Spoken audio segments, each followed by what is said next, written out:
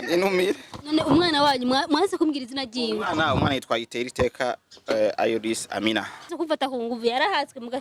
Abibonye. Basi hapo na basi TV njoo bakutizama hapa mbele. Nene kuri nyegeza. Basi hapo na basi TV. Kamera yote kula yo. Ndakula wewe. Eh. Sasa sheri. Anamelise kuona mbele yako. Sheri na chamalove oya vrema. Au sio sheri wangu? Pako sheri na wife. Wako wife. Sheri ni miguu ya kuku. Sasa agiriki. Asigisabuni. Sigisabuni. Zakuni aibisha ndabiheba. Urabiheba? Ngwinsikire basi. Kaniwa ukaro n'umunsi urare muzungu wa ine. Hapa saa hizi mimi yabuze. Umupige kandi umuvyeyi. Umuvyeyi bisigura je sindi umuvyeyi. Wani umuvyeyi.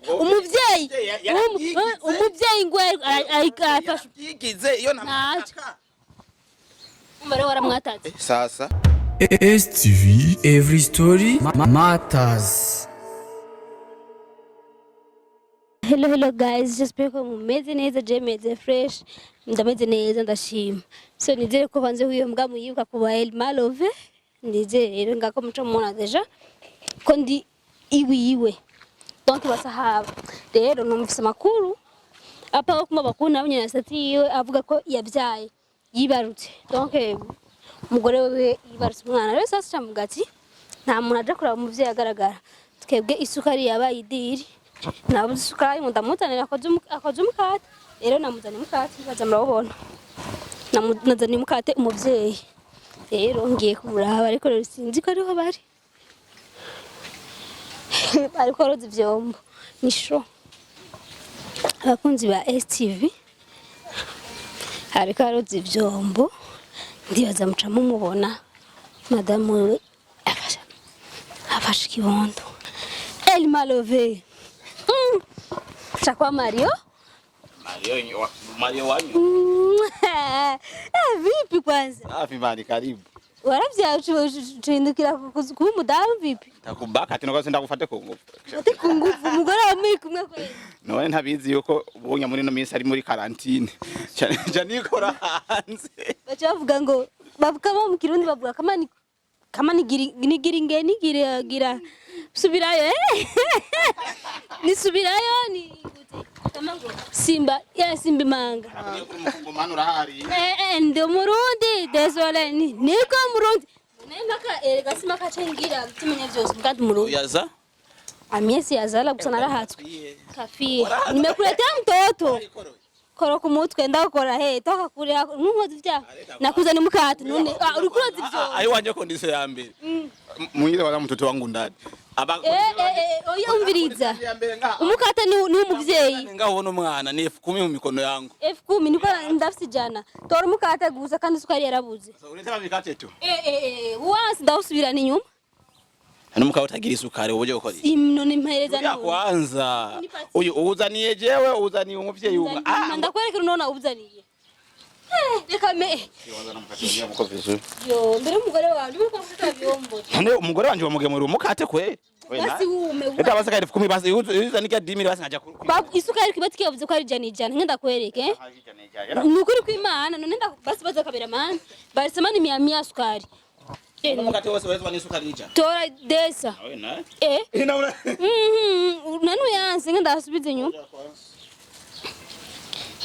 Wana ko ni mroho. Ni mchoyo. Umwana yitwa oye bisikanya kanyamuji ndabona bakoresha umwanya. Acha yitwa nduyu. Uyu? Babako ni mbakaji bebe, babako ni mbakaji. Yo imbere madam, njeza ni umuvyeyi iko nakula mkate. Hivi yavuze kwa madame. Hivi. Ngoro wanyaze ngamugimurira. Ni ibintu by'amajare urumva katagura amaragu. Una ibintu by'imikate wozi byombo. Sasa kama kawaida. Mpatie madamu wako.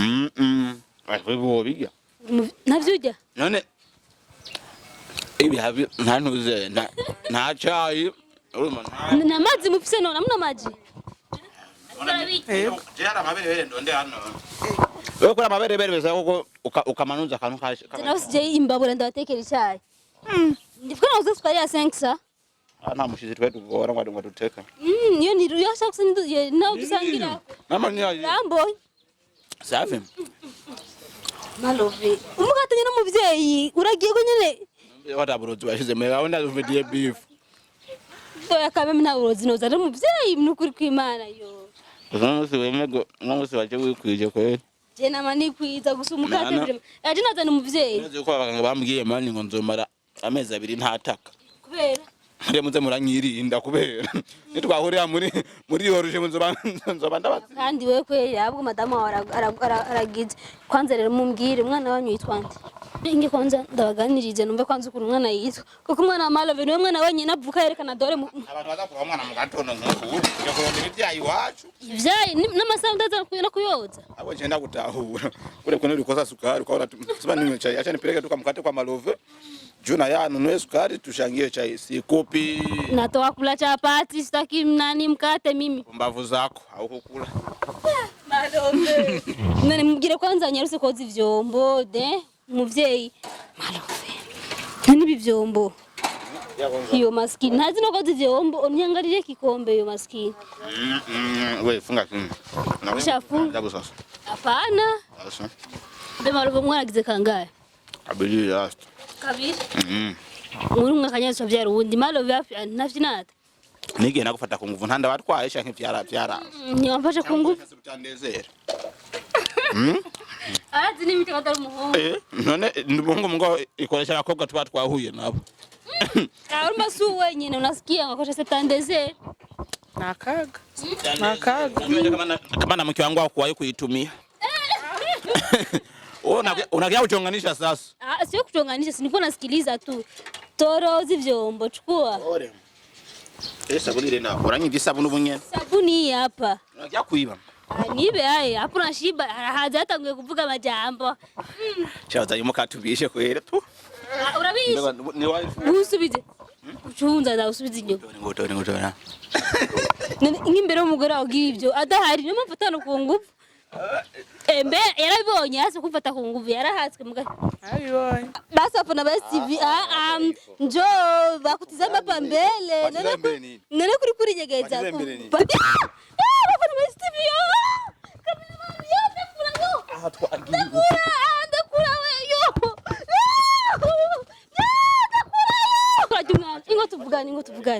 ingo tuvugane cameraman acha ya hivyo frame oya nasuri ubugano nyene karabukora kambwira cyo mon amour je t'aime beaucoup nakia kwanza kuchonganisha hapa akosha tu vyombo tu torauzi vyombo sikoshe vyombo usisa kwa nani ans aratanguye ngi anuye hamagara iyo mgana umwana mwizera ko myinduru cagi yaciko myinduru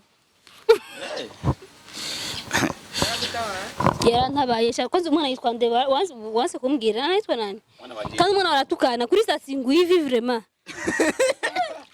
mubebe nguyu nukuri kuri statingu kula dole mani nabo budget sasa hari bijama byawe ko zabadimire mukuza bicha biraheba kuza sasa tubyambiye yaje bicha ngo bikubite paku ari mubebe sasa abana bose baba nuzenye baba yutibere bavuka nyimba ubwenge baburi hehe usareo jewe ndi yamirije mani abantu bose mu maravyara mutatiyaka mu industry batoto beno akonzofatira ku mwana wanje ni kuvuna ku mwana wanje ni ibyashara ayo naso yose nzoyagarutse mwanamke ni biashara sasa yitwa nde no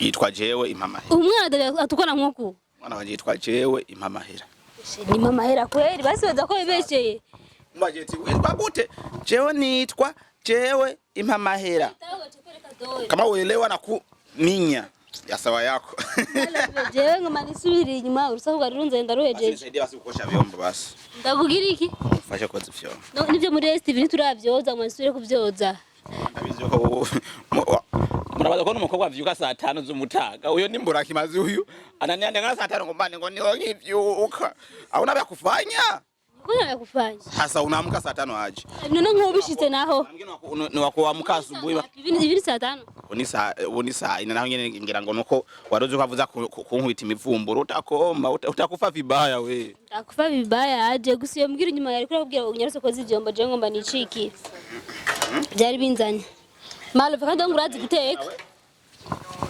Agira iki? asiga isabuni. Siga isabuni. Zakuni yayibishe ndabiheba. Urabiheba? Ngwinsikire basi. Eka niwa ukaro n'umunsi urare muzungu wa ine. Hapa saa hizi mimi yabuze. Umupige kandi umuvyeyi.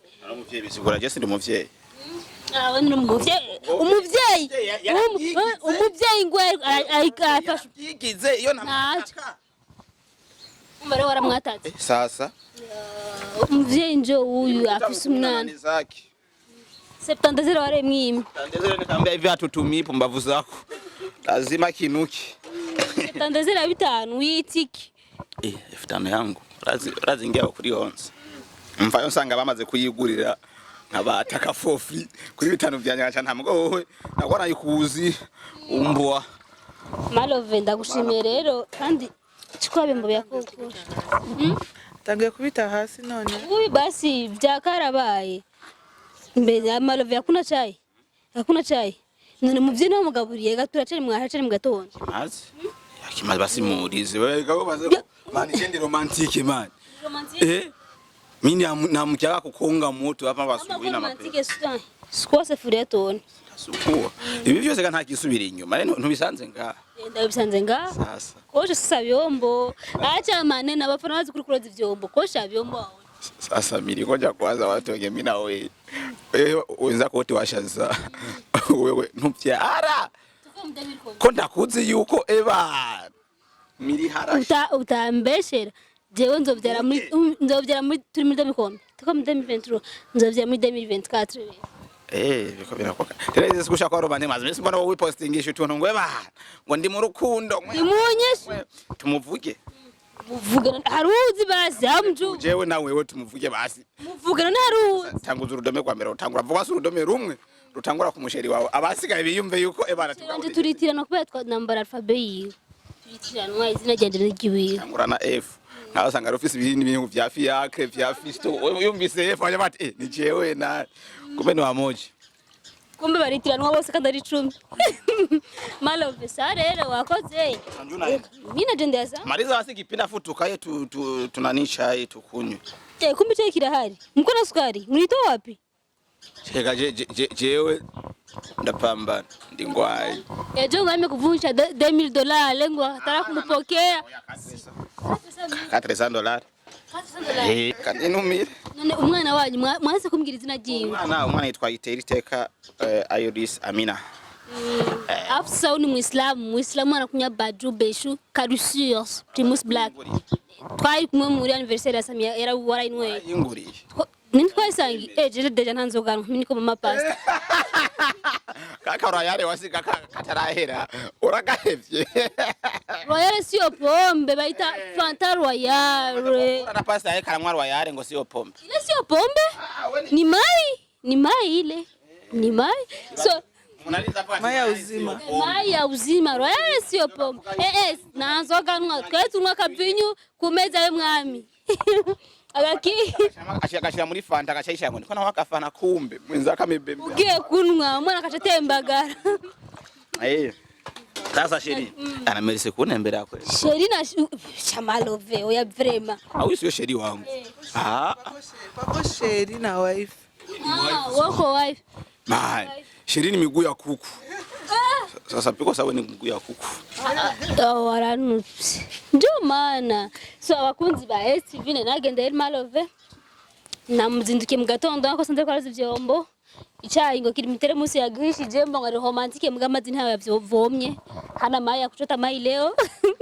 Hakuna machi kweli jide zigire tugarukire vrema amata aza 9 z'ijoro jemba niriwe ndipambanira nibi bintu vyo ngaha mu rugo nkoropa ngiriki ngashaja no kurondera basi kiganiro mposta kuri BAB mwisho wasiko ngo mvyuke 9 z'ijoro kweli kuva amazi sina uwo muda That is true. Warushe basi rimwe mu turamfashe vyombo uko rafiki yangu mwanamke mimi bakiena ngume mpuna huna ngaha mu vyombo na urazi musi mwese mtikufasha kumesura impuzu ariko je no sawa uzoze ndani Imani kundinde so bakunzi ba STV naje kwa Malove bavya mwana yitwa Iteriteka nde Iris Amina. Mana ya abantu badafite amashuri 16 nimbo Irisi.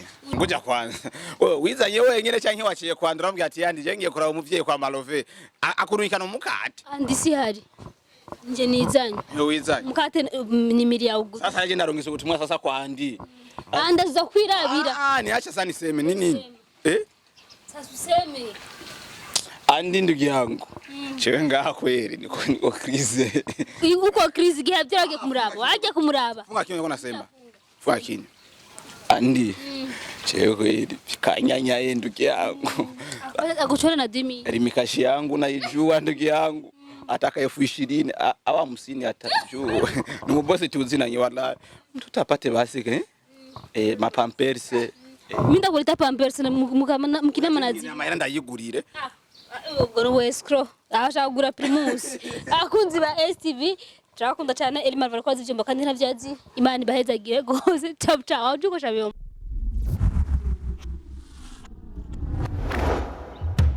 STV, every story matters.